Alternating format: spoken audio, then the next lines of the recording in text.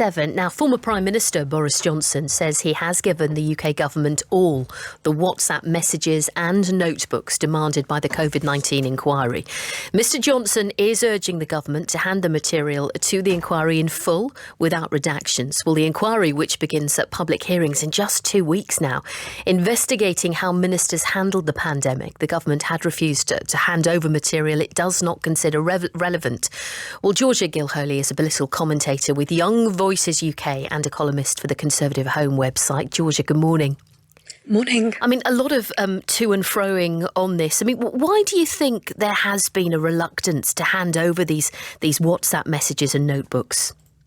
If we take the Cabinet Officer's official line, it's because they're essentially claiming that, okay, this is, thousands upon thousands of messages, not all of them are relevant. However, we know that realistically, it's probably going to be up to the inquiry, who are using experts on this, of course, to decide which ones are relevant and which ones are not. And if the government refuse to hand these over, it's going to be taken to the courts, and we have a slew of legal experts, including 2 former Supreme Court justices, in the papers today saying the government will probably lose this legal challenge against their own inquiry, which, let's face it, looks terrible. But at least that could mean that if they do not hand these messages over today, the inquiry will get them.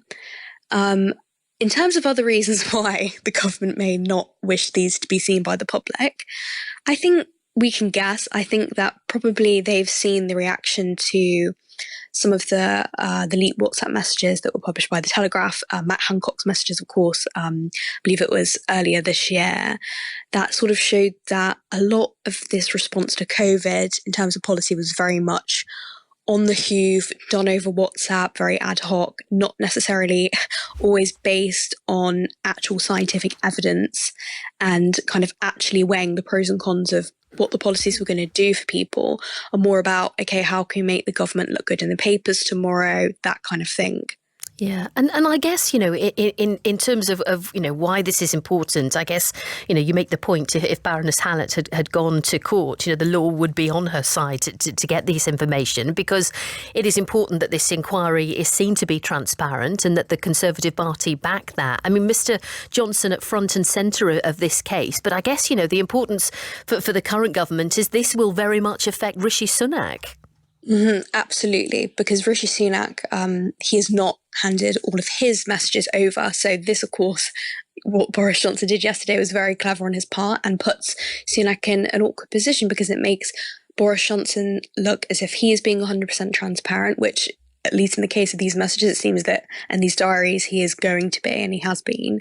It sets that precedent for Rishi Sunak. And of course, Boris Johnson right now is, of course, he's still an MP, but he's basically on a jolly. Rishi Sunak is in number 10. He's Prime Minister.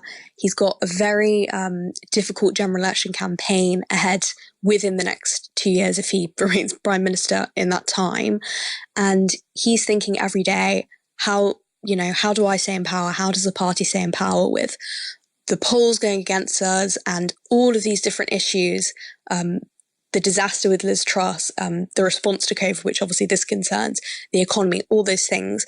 And if there are some things that people will judge to be unpleasant in these messages, which, let's face it, there probably will be, judging by the ones from other ministers we've seen, like Matt Hancock, it's not going to be a great ride in the media and also at the polls in the future for Rishi Sunak because of this. Georgia, good to talk to you. Thank you very much. Georgia Gilholy there, political commentator with Young Voices UK, columnist for the Conservative Home website. Much more on this.